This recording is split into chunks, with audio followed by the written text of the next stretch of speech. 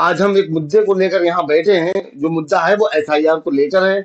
आज हम इस मुद्दे पर बात करने जा रहे हैं। हमारे साथ हमारी बीच मौजूद हैं एबीएन न्यूज चैनल के संपादक इमरान न्याजी जी, जो वरिष्ठ पत्रकार है। आज हम उनसे बात करेंगे, इस विषय पर चर्चा करेंगे कि ये एसआईआर क्या है, कहीं ये एनआरसी का एक टुकड़ा तो नहीं है। तो सबसे पहले आपका बहुत बहुत स्वागत है।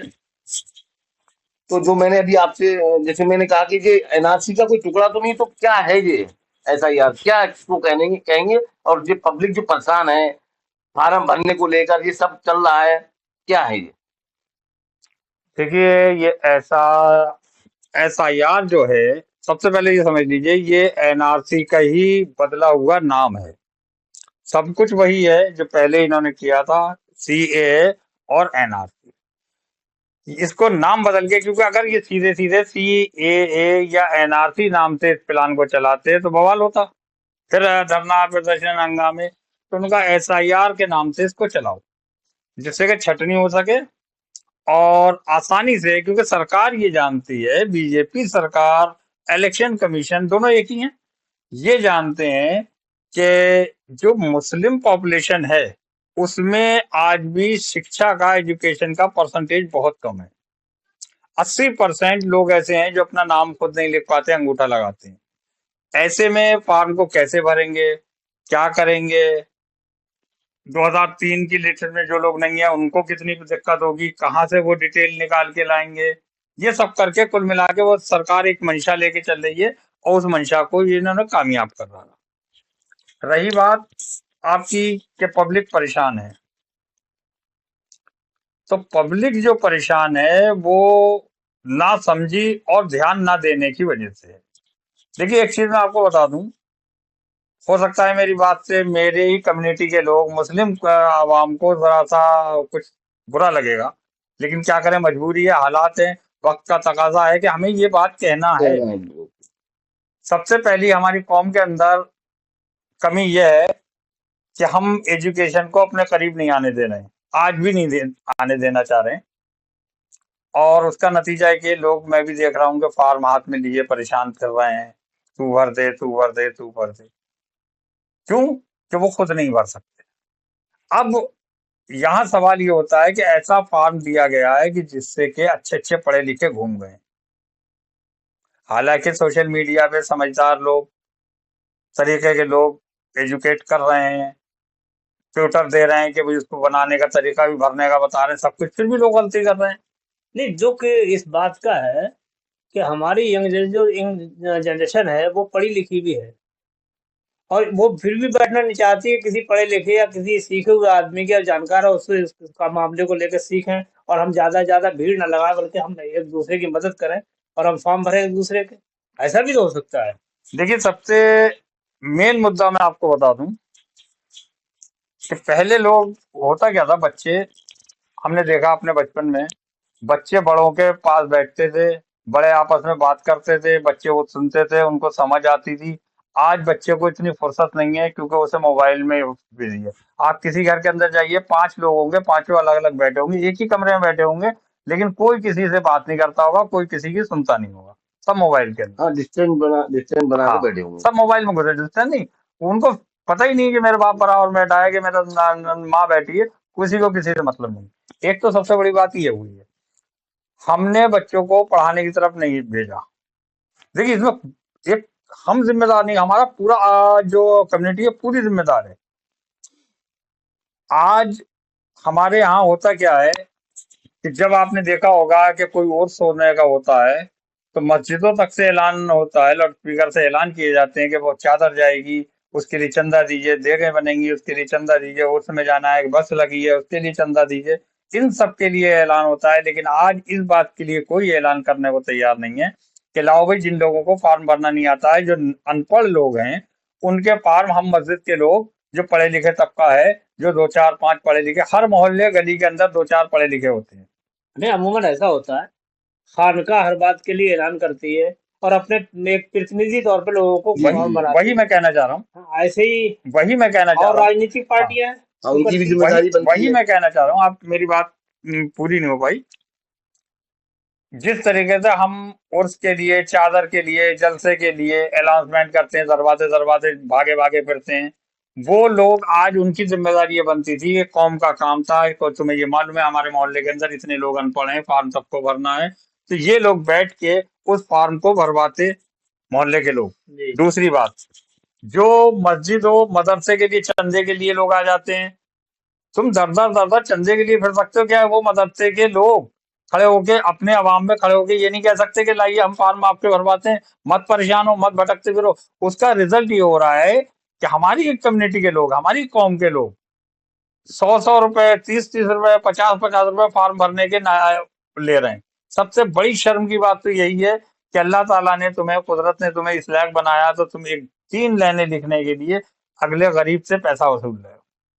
दूसरी बात, हमें हर तरीके की चीजें समझाई जाती हैं, क्या आप ये नहीं कर सकते थे?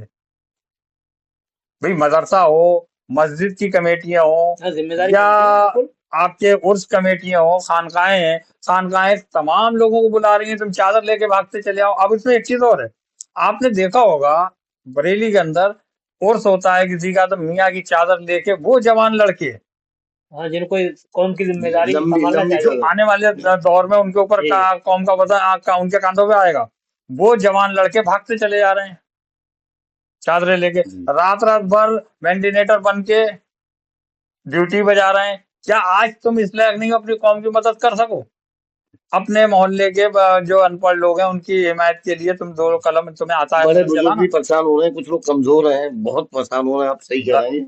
उनकी तुम मदद नहीं कर सकते, तुम चादर लेके तो भाग सकते हो, मीलों पैदल भागते चले जाएंगे। लेकिन आज तुम्हारे अंदर हिम्मत नहीं, तुम कोने में खड़े हो, खंबे से लगे खड़े हो, टांग उठाए हुए, तुमने सरों पे लगा लिए लड़कियों वाले बाल कर लिए, उसके ऊपर से लगा दिया क्लिप लड़कियों वाला, जो पहले के जमाने में लड़कियां लगाती थी, वो लगा लिया। तुम अपने मोबाइल पे चैट में लगे हो, तुम्हें कोई लेना देना नहीं है कि हमारी कौम के साथ क्या हो रहा। यहाँ एक चीज और मैं बता दूंगा आपको, बात थोड़ी कड़वी है। मेरी जनरेशन के लोग जो 50 की लपेट में आ चुके हैं, 50 से थोड़ा नीचे हैं या 50 पार कर चुके हैं, जितना हम लोग परेशान हैं SIR को लेके कि सबका भर जाए, कोई रह ना जाए, सबका भर जाए, सबका सही भर जाए, ऐसा ना हो कोई परेशान हो जाए बाद में, जब NRC इसका रूप बदल के NRC बनेगी तो उस वक्त हमारी कौम को परेशानी ना हो। हम परेशान लगे हुए हैं। जी, हम परेशान हैं, जी, जबकि हमारी हालत ये है कि मैक्सिमम मैं 50 से ऊपर बैठा हूं, तो मैं ज्यादा से ज्यादा बहुत हुआ तो 5 साल और रह जाऊंगा। मैं क्या एग्जाम्पल दे रहा हूँ, वैसे तो देखिए मौत जिंदगी ऊपर वाले का कितनी कितनी लिखी है, 5 साल रह जाऊंगा, 5 साल बाद मैं मर जाऊंगा। अगर 5 साल बाद NRC चालू होती है, लागू होती है, तो क्या करेंगे? कब्र में से मट्टी निकलवा के फेंकवा दो मेरी बांग्लादेश के समंदर में, क्या टेंशन है मुझे? लेकिन जो जिन्हें झेलना है वो आज अभी भी नक्शेबाजियों में है, गली गली नुक्कड़ नुक्कड़ स्लिपों में बैठा। अभी आप जाके देखिए नई स्लिपों में नई जनरेशन का यही हाल है, बिल्कुल आप दुरुस्त फरमाया आपने। यही इसके जिम्मेदार कौन है? मसला ये है, इसकी इसका जिम्मेदार वो हम हैं जो हम अपनी बड़े लोग। औलाद को अच्छी बातें बिठाल के पढ़ा नहीं रहे। उसको मोबाइल दे दिया हमने, तू मस्त रहे, बेटी को मोबाइल दे दिया, तू मस्त रहे। अब आप बताइए, घरों में लड़कियां भी पढ़ी लिखी हैं, औरतें परेशान फिर रही हैं, लड़कियां नहीं कह सकती आओ नानी, हम आओ दादी, हम भरते हैं तुम्हारा फॉर्म। शर्म नाम की कोई चीज नहीं रही है कौम के अंदर, बिल्कुल नई जनरेशन ने इतनी बेहयाई लाद रखी है। और इनका क्या है? अरे भाई कोई नहीं, तुम जरा सोचो, कल NRC लागू हो जाती है तो कूटे कौन जाएगा? हम तो कब्र में होंगे। सही बात है, जिनको जिंदगी गुजारना है, बच्चे हैं 15। अच्छा, मेरा एक सवाल हो रहा है आपसे, जैसे जिनको हम नेता बनाते हैं, अपना प्रतिनिधि बनाते हैं, उनकी भी कुछ जिम्मेदारी बनती है कि नहीं?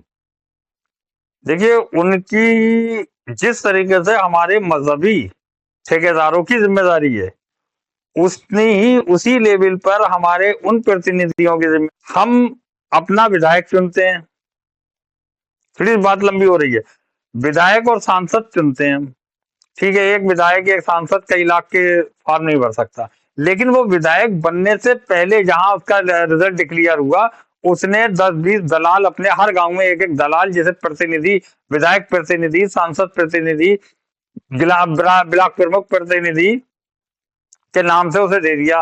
अब उसको जो चुना गया वो किस मतलब की दवा है?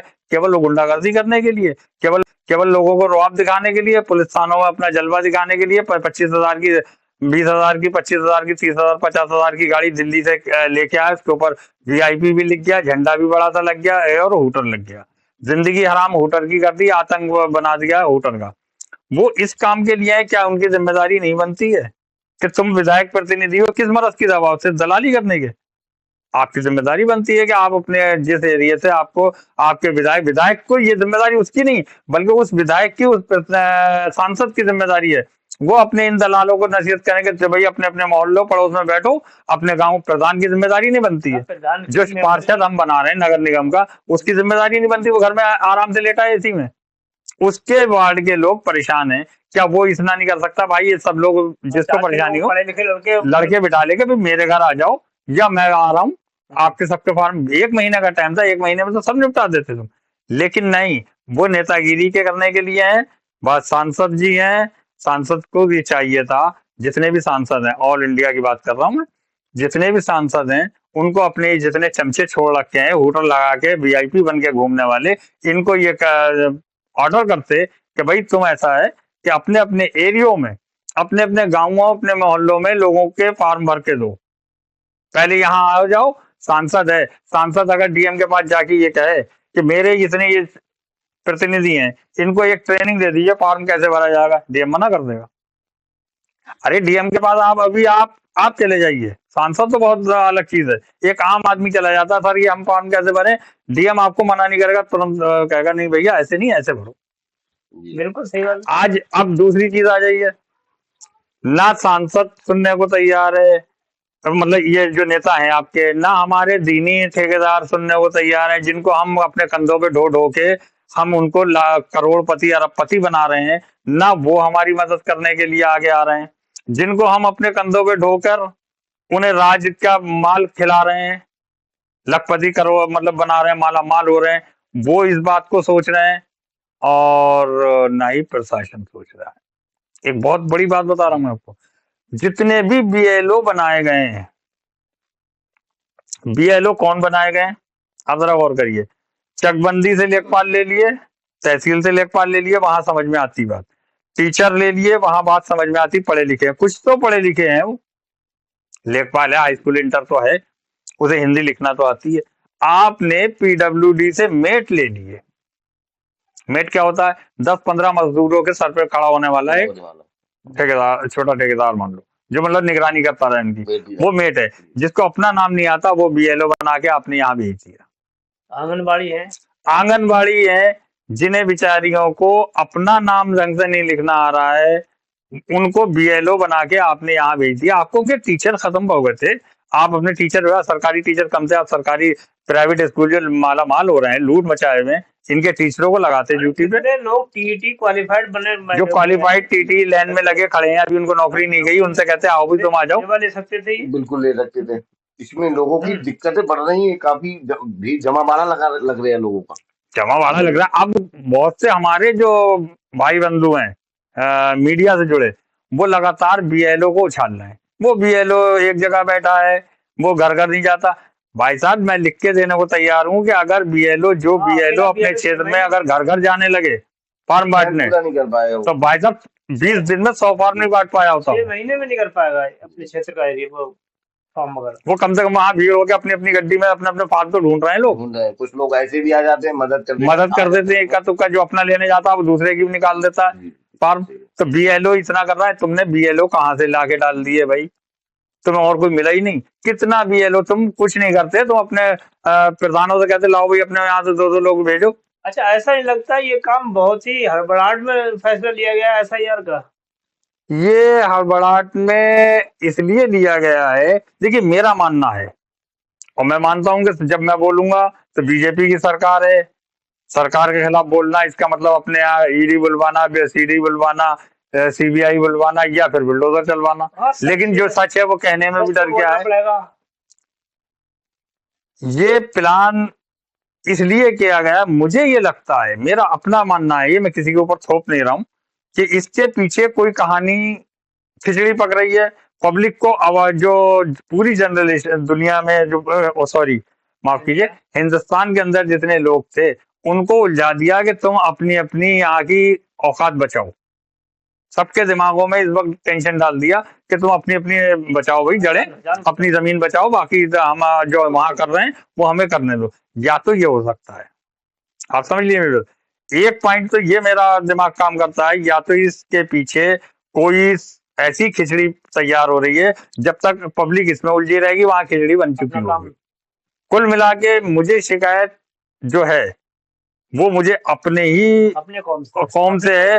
अरे जाहिलपन को बाहर करो, भैंसा खोपड़ी से बाहर निकल के आओ, तुम्हारे पैरों के नीचे की जमीन खत्म हो चुकी है, तुम्हारे पास वजूद अब बचाने का नहीं है। अपने आप को बचाने के लिए अकल सीखो, दिमाग से काम लो। ये जो खंभों से खड़े हो के और मोटरसाइकिलों पे हुट हुट करते हुए फिर रहे हैं, ये हरकतें बंद करो और अपने वजूद को बचाओ। हम लोगों का कुछ नहीं, हम लोग तो मर के चले जाएंगे उस टाइम तक। जब तक निकालने बिठालने का नंबर आएगा तब तक हम सिमट चुके होंगे। हमारी तो मिट्टी है, ले जाना, फिकवा देगी सरकार कहीं भी। लेकिन तुम्हारा क्या होगा? तुम्हारी अब भी अकल में नहीं आ रही है बात।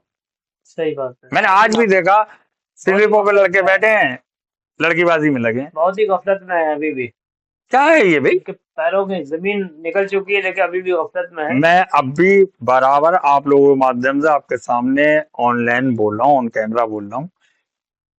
हमारे जितने भी मौलवी हैं, जितने भी मियाँ हैं कब्रों पे बैठे हुए, जितने मदरसे और वो चलाने वाले हैं, जो लगातार हमें तरह तरह के कि उसकी मस्जिद में नमाज मत पढ़ना, उससे सलाम मत करना, उसकी दुकान से सौदा मत लेना, ये हराम करता है, ये हलाल करता है, ये सब तमाशे बंद करो। और बंद करने के बाद सबसे पहले अभी आपके पास 8 दिन है, 8 दिन के अंदर आप अपने मदरसों से, कमेटियों से खड़े हो, और खड़े होने के बाद में अपने अपने मोहल्लों में, ये नहीं कह रहा हूँ कि पूरा हिंदुस्तान घूमने लगो, आप अपने अपने मोहल्ले की जिम्मेदारी ले लें, सबके फार्म भरवाइए जो अनपढ़ लोग हैं, ताकि उन गरीबों को 2 चीज बचे, एक तो उनका फार्म सही हो जाए, दूसरी चीज ये कि जो लूट मचाए हुए हैं, अरे बड़े बड़ी दाढ़ी वाले, बड़े नमाजी परहेजगार 50 रुपए ले रहे हैं फार्म पे। शर्म नहीं आती यार? तुम्हें 50 रुपए में तुम्हारी जिंदगी कट जाएगी। चलो ठीक है, तुम फोटो कॉपी करके दे रहे हो, उसका पैसा ले रहे हो, वो तुम्हारा रोजगार है, लेकिन इसका तो मत लो। हराम मुंह को ऐसा लगा लिया कि रिकॉर्ड तोड़े पड़े कि साहब कोई भी जिम्मेदारी को उठाना नहीं चाहता, फिर कहते क्या है हम मुसलमान के साथ है, हम कौम। अरे कौम, देखिए एक किसी शायर ने कहा था, मंजर भोपाली ने अब से लगभग 30 साल पहले कहा था, फजूल आप पर इल्जाम कत्ल है साहिब। लखनऊ यूनिवर्सिटी के मुशायरे में मंजर भोपाली का एक शेर है, फजूल आप पर इल्जाम कत्ल है साहिब, जो मर चुका है वो दोबारा मर नहीं सकता। हमारी कौम तो मुर्दा है एक जमाने से, मरे हुओं को कोई कत्ल कर नहीं सकता। देखिए, ये हैं इमरान नियाजी जी, कितनी अच्छी बात और कितना अच्छा सुझाव दिया आप सभी लोगों को, और ये आप ही के लिए सारे सब कहे गए हैं, तो आपका भी कुछ महत्व बनता है, आपका भी कुछ कर्तव्य बनता है, तो इस बात पर गौर की जाए। अभी भी जागरूक हो जाओ, जागो और अपने आप को संभालो, अपनी बस्ती को संभालो, इसको मत मिटने दो, अपने आप से मत अलग होने दो। ये सब चीजें आप ही के लिए की गई हैं, आप ही को बताने के लिए, आपको जगाने के लिए। सोने का वक्त गया, अब जागो, जाग जाओ, ये जागने का वक्त है। जैसे चंदे लेने आते हो जगह जगह, चादरों के लिए, मदरसों के लिए, मस्जिदों के लिए तमाम अनाउंसमेंट करते हुए आज इसके लिए भी कर लो। क्या दौलत घट जाएगी भाई? तुम्हें 3 रुपए के पैन में 3000 फार्म भर हो गए। मैं आपको बता रहा हूँ 200 से ज्यादा फार्म भर चुका हूँ मैं लोगों के। बाइक पर खड़ा होता हूँ, कोई पूछता मैं वहीं भर देता हूँ। मैं समझता हूँ हमारी इन बातों से लोगों पे असर पड़ेगा, होगा, असर पड़ेगा। और अभी भी कुछ जागरूक होने का वक्त है, थोड़ा सा 8 दिन बचे हैं, लोग कोशिश करें और जो परेशान उनकी मदद करें। शुक्रिया, अल्लाह हाफिज।